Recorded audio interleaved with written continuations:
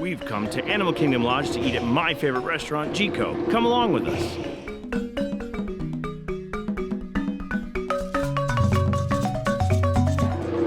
That's right, Michelle and I are here at the Animal Kingdom Lodge. I even put on pants. Proof. Because we're eating at Jiko, one of the signature restaurants on property. One of my personal favorites, probably Michelle's second favorite. And we're looking forward to this because we haven't eaten here since before they closed down.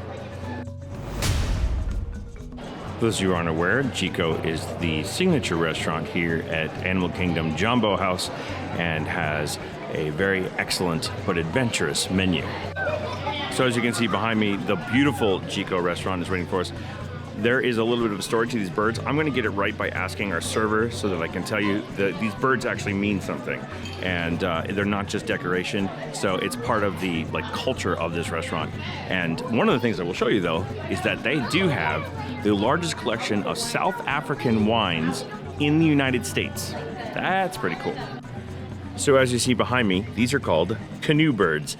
Our server, Michael, actually explained them to us as we came in, and he pointed out that they are, if they fly overhead and they're continually flying towards the sunset, and they are legendary birds, they are to bring you a bountiful harvest. And he said he walked us past as many of them as he could to give us the most luck we could possibly get. So we appreciate Michael for that. This is how you can really tell this place is fancy. These are embroidered napkins. Just pointing that out. So our bread service has arrived. This is an Egyptian flatbread, which has flavors of saffron in it. I didn't catch the name, and I'm not going to try to butcher it, but this is called giraffe bread because when it's a sourdough that rises and it cracks like a giraffe's patterns, and that is the goat cheese butter with the black salt to go on the top of it. And we already know this bread's great. We're hoping our friends who are with us will enjoy it too. This is the Canoe Old Fashioned that I ordered. The Canoe Old Fashioned has Knob Creek whiskey, orange bitters, Madagascar bourbon vanilla, and that vanilla is what makes all the difference. In fact, I started putting vanilla in my Old Fashions at home because I like the way that they make them here. Michelle, timingly, has a Jungle Punch, which comes with a palm frond in it. And I also appreciate the fact that it has house-made vanilla pineapple vodka infusion, chipotle pineapple syrup, and pineapple juice. So that sounds really, really good. As you can see, my appetizer has arrived. This is the braised wild boar tenderloin. It has a creamy pap underneath it with shakalaka tomatoes, which is a great combination of tomato and onion. And they also have a chive smoked oil that's around the outside of the dish. And then they have this fried tapioca. That's the thing that's standing in the back. And then, of course, the wild boar, which is just melt in your mouth good. I cannot wait. Okay, a few things I have to talk about. My favorite bread was definitely the giraffe bread. Giraffe bread, so good. Very fluffy, nice hint of sourdough flavor to it. The flatbread's still good, but the giraffe bread just takes the cake, especially with that goat cheese butter. It's so good. I also really like the Canoe. Like I said, I make these at home because I like them so much, so I don't really need to talk about this, it's just that I like it. So cheers. It's an old-fashioned, but the vanilla just makes the difference. Now, the wild boar, I'm going to say that my friend who's sitting across the table from me, who also got it, said that if he could, he would lick the plate. And he's not wrong, because I'm tempted to do it. I'm looking down at my plate and it's got some juice left on it. I might go for it. Yeah, because I feel like being thrown out of a restaurant. Michelle's Jungle Punch is also very tasty. It's got really good fruit flavors, and I can appreciate it as a fruity drink that's not too fruity, especially with a little hint of heat from that chili that they have in the pineapple infusion. So, appetizers, bread service, drinks, all excellent. So far, so good. I want to point out a fascinating feature of our steak knives. These are not actual pocket knives, but they are styled to look like one. They even have the finger notch up here, as if you needed to pull them out. I think that's a fascinating little extra feat. It's a thought process that someone went through to make these steak knives look like that, and I like it. Our dinner has arrived, and Michelle ordered the sorghum chicken, which has sumac roasted chicken breast, Corona gold rice infused with grains of paradise, and dukkha roasted broccolini, and a peach gastric, which is a gastric is basically a sauce that things are sitting in. We also added in a side of the mac and cheese, which usually comes with the filet mignon, and then I ordered the cocoa crusted venison loin. It has parsnip silk roasted mushrooms, cocoa nibs, and a red wine demi-glace. Now, I will tell you that normally comes with asparagus. As some of you may know, I will never have asparagus on another plate again.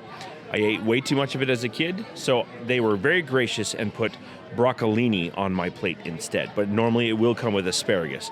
But this looks really, really good. I'm going to start by talking about Michelle's chicken. Michelle's chicken, perfectly seasoned. The skin is nice and crispy, and the rice and the peach digestive that's underneath it all go together amazingly well. And Michelle, were you happy with your chicken? Yeah. Very good. Yeah. It has a really, really good flavor. And so now I'm going to talk about this amazing dish that I had here with the venison. Okay, first off, thank you very much to Jiko for not putting asparagus on my plate. The broccolini picked up a lot of the flavors from the reduction, the demi-glaze reduction that was on there, and the venison was.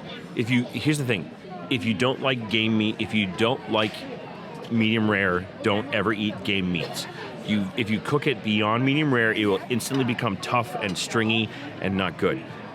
That was cooked exactly the way I wanted it to, and the seasoning with especially with those wild mushrooms that came along with it, oh, just amazing stuff. And that's Michael, but he's our server and he's been amazing all night. Very on top of it, very informative, and also extremely friendly and pleasant. I literally cleared my plate. I mean, just to show you, that's what's left. A whole lot of nothing. My friends both ordered the fillets, and I didn't want to interrupt their meal, so I didn't do shots of it. But the fillets, they both were like talking about how it's one of the best steaks they've had on property, and they would know. And that's all I'm going to say. And the other thing is that we have the macaroni and cheese. We got the special macaroni and cheese side just because it's so good. That's what comes normally with the filet, and I asked, and they're very gracious and gave us an extra side of the macaroni and cheese. The 4-cheese macaroni and cheese, excellent sharpness to the cheese, and I could just sit here with like a giant bowl of it and just shovel it into my mouth. It is that good. This is why I come to Jiko, because you notice not a single negative about that our entire entree. I have ordered a Congaloosh Ale. This is one of my favorite specialty Walt Disney World beers. I like it because it has a really good spice to it, and you get different flavoring profiles from it. I actually get more of like a chai tea flavoring from it, but some people get like a coffee flavoring from it. Personally, it's all about whatever your taste is, but this Congaloosh is one of the favorite beers that I have picked up here at Walt Disney World. You can get it here. You can also only get it at Jungle Skipper Canteen in the Magic Kingdom. Michelle ordered the Zebratini, which is Captain Morgan Original Spiced Rum, Mozart White Chocolate Liqueur, Frangelico Liqueur, one of Michelle's favorites. It's a hazelnut liqueur, for those of you who don't know, Amarula Liqueur, and a shot of espresso in a chocolate zebra-striped martini glass. This looks very tasty. Michelle's had these before, and she loves them. Am I right? I also ordered with my dessert a masala chai tea. As you all know, I am a tea snob. I love my teas. If you don't know I'm a tea snob, you should watch my dining reviews because that's how it works. This is a Indian Assam black tea with masala chai spices, and I'm waiting for it to brew, and I'm looking forward to this because I love me some tea.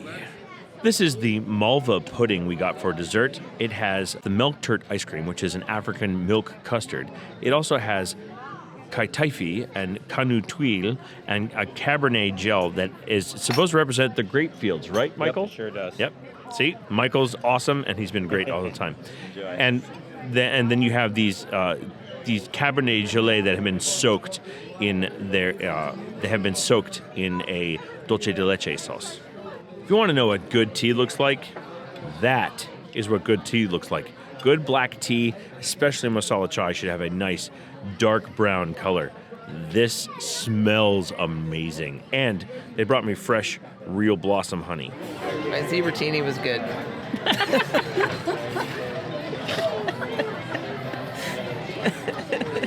This is what you keep me around for, right? I had the malva pudding. It is so good. My favorite part of that is actually the cakes. It's actually not the bird's nest, which is crunchy, and I really like it. It's kind of like, what are those things called? Toast, shredded wheat. You know, shredded wheat, the cereal? It's kind of like shredded wheat, but with a really good ice cream on the inside. And the Cabernet demi-glaze that they scrape across the plate is very good. However, those cakes, the soaked cakes, is the best part. It's so nice and sweet. Now, here's the interesting thing. I ordered this masala chai, and because I'm a tea snob, and I like my tea. I own the brand of tea that this is, and I figured out by tasting it. I was like, I've had this tea before.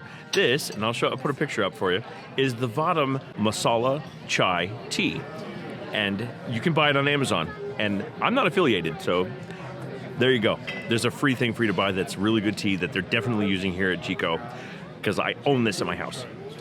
And it is darn good, and I probably don't need any more caffeine. Every last thing we've eaten today has been so incredibly good. So a little bit of once we get out of the restaurant, we're gonna do a little bit of a finish up, but yeah, Jiko, you should eat here. As we are leaving the restaurant, I want to point out, this is apparently the largest indoor Hidden Mickey. You can see it. Let us know in the comments down below. So there you go. Our experience at Jiko. This restaurant is phenomenal. It's my favorite for a reason. There's a reason why I recommend to people all the time. Go to Jiko. Is it pricey? Absolutely. Our meal with our 20% annual pass discount, because it's currently actually it was around $220. So understand, you're going to pay a lot, but the food is worth every last penny. You need to come Jiko. The service is great. The setting is great. Everything is great. They don't rush you out of here. I love Jiko, and you will too. You should check it out. Also check out all the other videos I have on dining reviews. I try to give you just real talk about the restaurants. I really appreciate you. Hey, do me a favor. Hit the like button, hit the subscribe button, do all those things. Anything you can do to help out this channel would be great. And we don't like to say goodbye because we're going to see you real soon. So we say, see you bye. By the way, you need to come and see Lo. Come and see me! She's one of the best bartenders around. That's right.